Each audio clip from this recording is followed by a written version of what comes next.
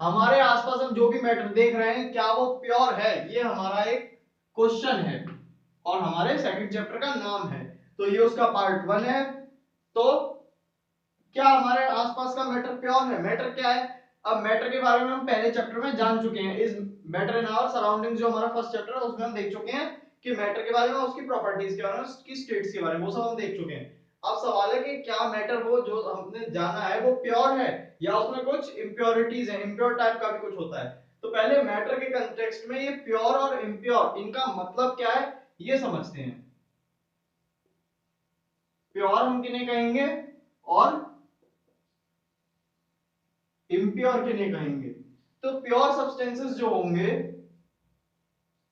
Pure substances हम उन्हें कहेंगे जिनमें केवल एक टाइप के पार्टिकल्स प्रेजेंट हो। सब्सटेंसेस हैविंग या फिर विच आर मेड अप, इसको भी मैं हटा देता हूं, of only one type of particles, one type of particles. अब मैंने यहां पे वर्ड यूज किया है वन टाइप ऑफ पार्टिकल्स। अब ये पार्टिकल क्या है? पार्टिकल मैंने कॉमन वर्ड यूज कर दिया है किसके लिए? एटम्स और एटम्स एंड मॉलिक्यूल्स। मतलब एटम भी हो सकता है वो, मॉलिक्यूल भी हो सकता है वो, पार्टिकल जो है। अब ये डिपेंड करेगा कि हम किस कंटेक्स्ट में बात कर रहे हैं, ये अभी मैं समझाता हूँ। एटम्स कहाँ होते हैं और मॉलिक्यूल्स कहाँ होते हैं। यहाँ पे मैंने एक प्योर सब्सटेंस के लिए आइडिया देने के लिए पार्टिकल वर्ड यूज कर दिया कि पार्टिकल है तो दोनों पार्टिकल्स ही, इन्हीं से मिलकर मैटर बना हुआ है। Substances which are made up of only one type of particles, सिर्फ इन उसमें सिर्फ एक ही टाइप के पार्टिकल्स होने चाहिए। जैसे कि अगर हम बात करें आयरन की, मैंने कोई आयरन का एक ब्लॉक ले लिया,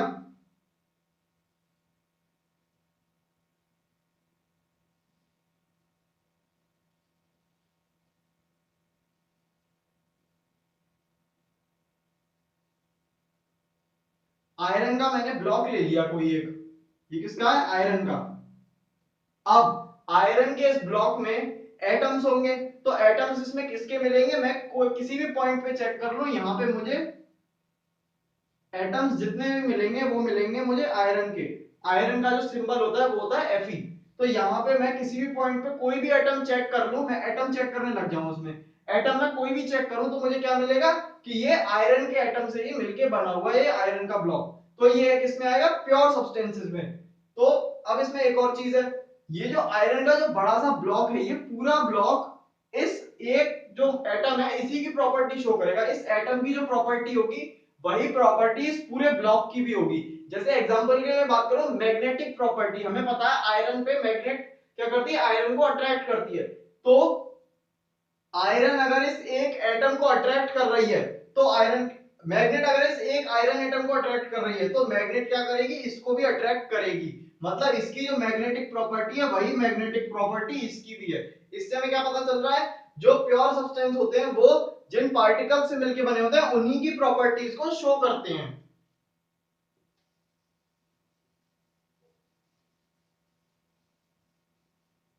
ये तो हो गए प्योर सब्सटेंसेस। अगर हम बात करें इम्प्योर की, इम्प्योर सब्सटेंसेस क्या होते हैं? तो substances which are made of different particles and show combined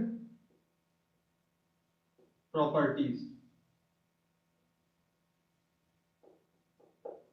combined properties मतलब ऐसे सब्सटेंसेस जो कि अलग अलग टाइप के पार्टिकल्स से मिलके बने हो और उन पार्टिकल्स की अलग अलग प्रॉपर्टीज का कॉम्बिनेशन शो कर रहे हो, उनको हम क्या कहेंगे? Impure substances. जैसे कि मैं बात करूं, अगर मैं कॉमन सॉल्ट ले लिया, मैंने कॉमन सॉल्ट जो हम घरों में सॉल्ट यूज करते हैं वो ले लिया, उसका फॉर्मूला क्या होता है? NaCl। NaCl ले लिया, इसमें Na जो है वो सोडियम का सिंबल है, सोडियम, मतलब ये क्या है, एक सोडियम का एटम है और ये एक क्लोरीन का एटम है Cl। सोडियम और क्लोरीन के कॉम्बिनेशन से मिलकर बनता है सोडियम क्लोराइड, इसका कॉमन नेम क्या है, सोडियम क्लोराइड।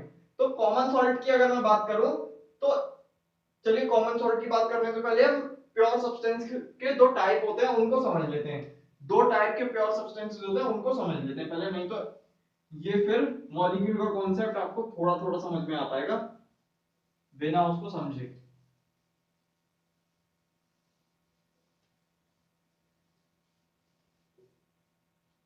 तो मैं प्योर सब्सटेंसेस की बात करूं तो इनको दो टाइप्स में डिवाइड किया गया है। पहला टाइप है इसका एलिमेंट, या तो प्योर सब्सटेंस क्या होगा, एक एलिमेंट होगा। अब एलिमेंट क्या होते हैं, pure substances which are made up of only one kind of atoms। सब pure substances which are made up of only one kind of atom, जिसमें सिर्फ एक ही टाइप के एटम हो, मैं उसका कोई भी पॉइंट चेक कर लूं वहां पे मुझे वही एटम मिले, तो उसको मैं क्या कहूंगा, एक एलिमेंट। फॉर एग्जांपल, एग्जांपल क्या करूं तो आयरन, या फिर इसमें एक और लाइन ऐड कर लेते हैं, made up of only one kind of atom and shows property of that atom। अब इसके एग्जांपल की बात करते हैं। ये पॉइंट मैंने अभी डिस्कस किया था कि वो उस एटम की प्रॉपर्टी को शो करेगा, जिस पार्टिकल से मिलके बना है उसी की प्रॉपर्टी को पूरा शो करेगा।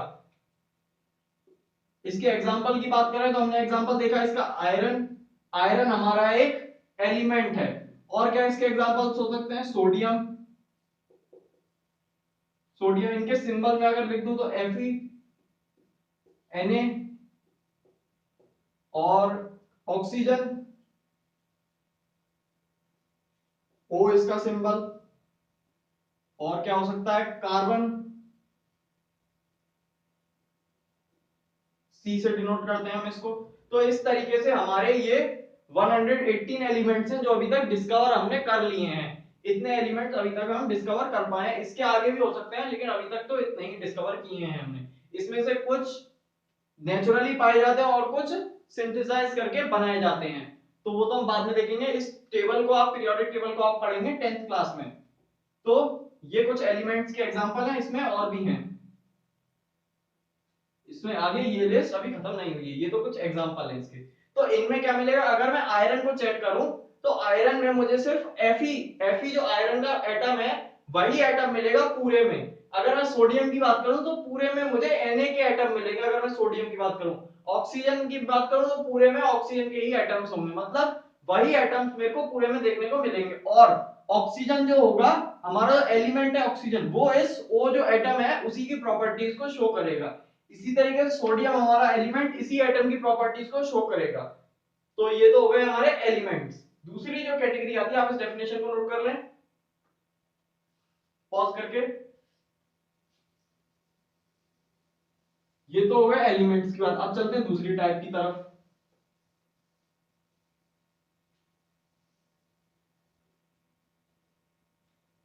जैसे कि हमको पता था कि एलिमेंट्स की बात हमने की, तो एलिमेंट्स किससे मिलके बने हैं, एटम से। जिसमें सिर्फ एक टाइप का एटम हो वो क्या है हमारा एलिमेंट, सिर्फ एक टाइप का एटम। अब हमें पता है एटम आपस में केमिकली रिएक्ट भी करते हैं, तो जब इनमें रिएक्शन हुई, दो टाइप के एटम में, दो एटम में नहीं, दो एटम सेम टाइप के भी हो सकते हैं और अलग टाइप के भी हो सकते हैं। दो एटम्स हैं, उनमें क्या हुई, रिएक्ट किया उन्होंने आपस में, उनमें रिएक्शन हुई। कौन सी रिएक्शन, केमिकल। केमिकल रिएक्शन में क्या होता है, नया सब्सटेंस फॉर्म होता है। तो एटम्स केमिकल रिएक्शन होगी तो आपस में कंबाइन करेंगे, तो वो क्या बना लेंगे, एक मॉलिक्यूल।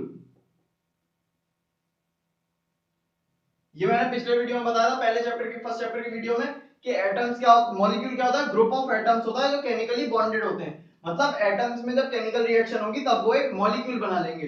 तो एटम क्या है, एलिमेंट को बना रहे हैं, तो मॉलिक्यूल भी तो ऐसा कुछ बनाना चाहिए, मॉलिक्यूल। अब मान लेते हैं दो एलिमेंट हैं, कोई भी मैंने दो एलिमेंट्स ले लिए और उन दोनों एलिमेंट्स को आपस में केमिकली रिएक्ट करवा दिया। दो एलिमेंट लिया और उनमें क्या करवा दी मैंने, रिएक्शन, केमिकल रिएक्शन उनमें मैंने करवा दी। तो क्या बनेगा, तो इसके बाद जो बनेगा वो होगा कंपाउंड। दो प्योर एलिमेंट्स को मैंने लिया और उनको रिएक्ट करवाया तो बना एक कंपाउंड। तो जिस तरीके से एलिमेंट जो होता है उसमें सिर्फ एक टाइप के एटम्स होते हैं, तो जो कंपाउंड होगा उसमें सिर्फ एक ही टाइप के मॉलिक्यूल्स मिलेंगे हमको। तो इसमें भी मॉलिक्यूल्स क्या है, एक पार्टिकल है। तो कंपाउंड में हम क्या देख रहे हैं कि कंपाउंड में सिर्फ एक ही टाइप के हमको पार्टिकल्स देखने को मिल रहे हैं, और ये जो कंपाउंड होगा ये इसी मॉलिक्यूल की प्रॉपर्टीज को शो करेगा। तो यानी ये कंपाउंड जो हुआ ये भी हमारा प्योर सब्सटेंसेस की कैटेगरी में आ जाएगा।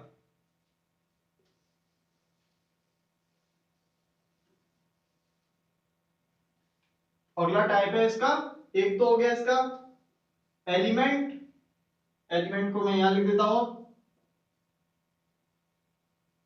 और दूसरा टाइप इसका है कंपाउंड।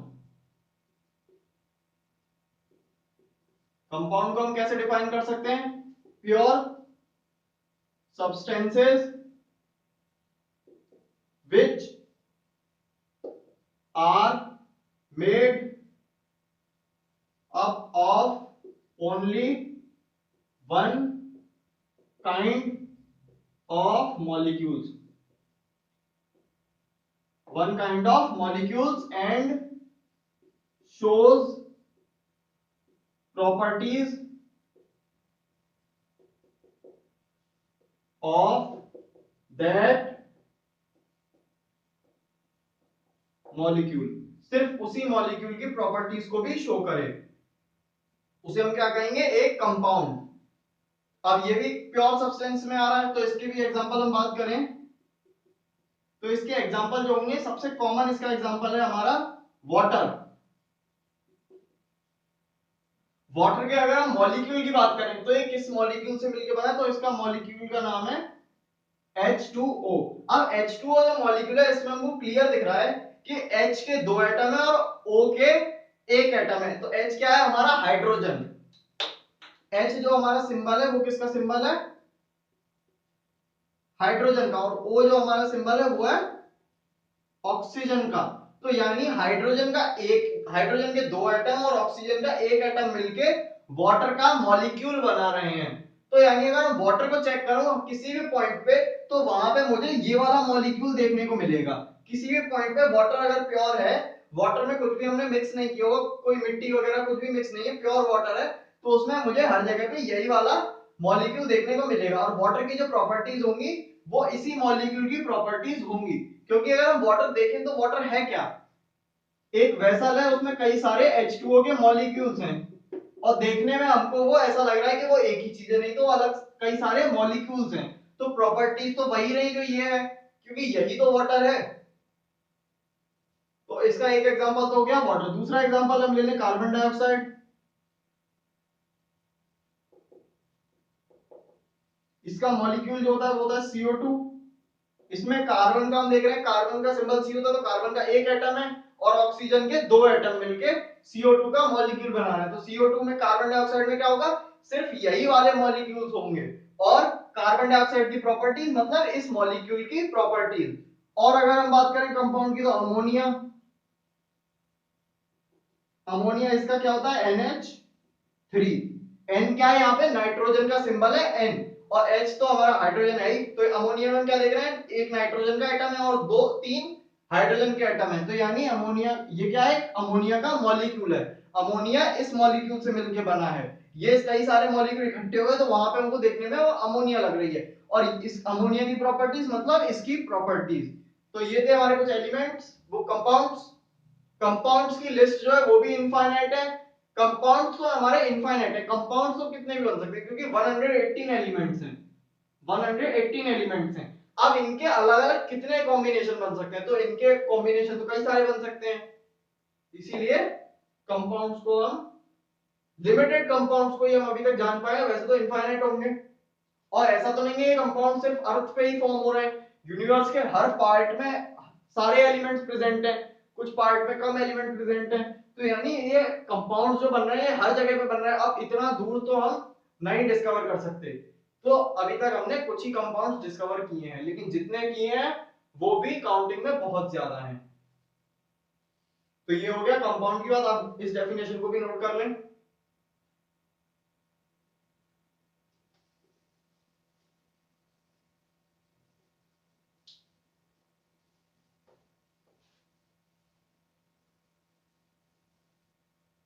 अब हमने जब कंपाउंड्स को और एलिमेंट्स को समझ लिया है, अब हम लेते हैं वो NaCl वाला एग्जांपल।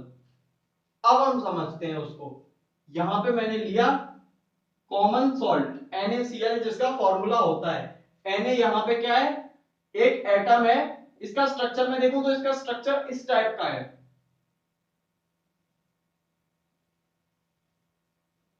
इस टाइप का इसका स्ट्रक्चर है। एक सोडियम का एटम है और एक क्लोरीन का एटम है, जो आपस में बॉन्डेड है, आपस में जुड़े हुए हैं।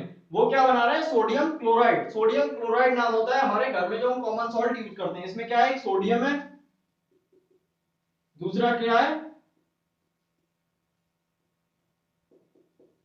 क्लोरीन है। सोडियम और क्लोरीन के कॉम्बिनेशन को सोडियम क्लोराइड बना दिया।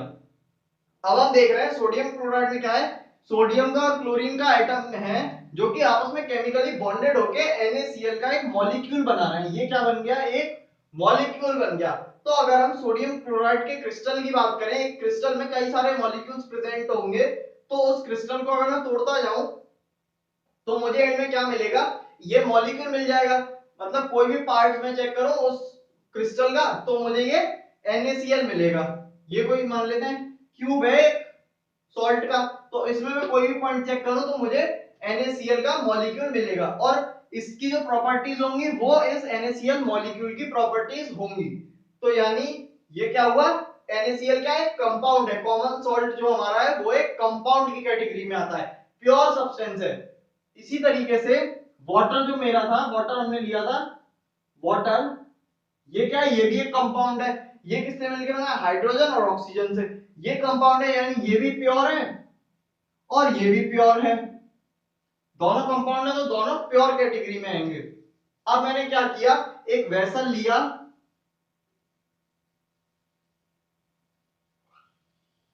इसमें मैंने वाटर को फिल किया,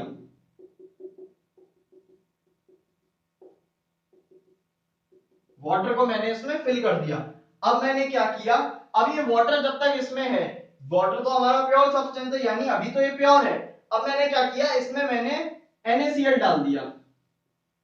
कॉमन सॉल्ट जो था, मैंने नमक लिया और पानी में उसको घोल दिया। तो अब क्या हुआ यहाँ पे, अब मैं बात करूं, मैंने इसमें मिक्स कर दिया, इसमें NaCl के भी मॉलिक्यूल्स आ गए। अब क्या हुआ, अब इस वाटर का अगर मैं कोई भी पार्ट चेक करूं तो वहां पे मुझे दो मॉलिक्यूल देखने को मिलेंगे। एक तो होगा H2O का मॉलिक्यूल और एक होगा NaCl का। तो यानी यहाँ पे क्या हुआ, यहाँ पे उस सब्सटेंस में क्या है, दो टाइप के मॉलिक्यूल्स देखने को मिल रहे हैं। दो टाइप के मॉलिक्यूल्स, और इस ये जो बनेगा, इसका मिक्सचर जो बनेगा, इसमें NaCl की भी प्रॉपर्टीज होंगी और वाटर की भी प्रॉपर्टीज होंगी, यानी दोनों की प्रॉपर्टीज को शो कर रहा है। वो अलग बात है, किसी की प्रॉपर्टी कम शो होगी, किसी की प्रॉपर्टी ज्यादा शो होगी। तो यानी अब यहाँ पे क्या हुआ, यहाँ पे एक टाइप के पार्टिकल से मिलकर नहीं बना, ये दो टाइप के पार्टिकल से मिलकर बना है। तो ये किस कैटेगरी में आ गया, इम्प्योर। ये क्या हो गया यहाँ पे, इम्प्योर, क्योंकि इसमें दो टाइप के हमको पार्टिकल्स देखने को मिल रहे हैं। इसका मतलब मैंने यहाँ पे बनाया क्या था, यहाँ पे मैंने मिक्सचर बनाया था एक। तो इम्प्योर कैटेगरी में क्या आ गया, इम्प्योर क्या होते हैं, हमारे मिक्सचर जितने भी होते हैं, मिक्सचर हमारे जितने भी होते हैं वो हमारे इम्प्योर कैटेगरी में आते हैं। दो हमने कोई भी कंपाउंड्स या कोई भी एलिमेंट्स को हमने मिक्स कर दिया तो वो क्या बनेंगे, एक मिक्सचर जो कि होगा इम्प्योर हमारा। तो इस वीडियो को यहीं पे एंड करते हैं। अगले वीडियो में हम जानेंगे मिक्सचर कितने टाइप के होते हैं, और एलिमेंट्स जो होते हैं, एलिमेंट्स भी हमारे तीन टाइप्स के होते हैं, मेटल, नॉन मेटल और मेटलॉइड्स। उनके बारे में भी जानेंगे अब अगले वीडियो में।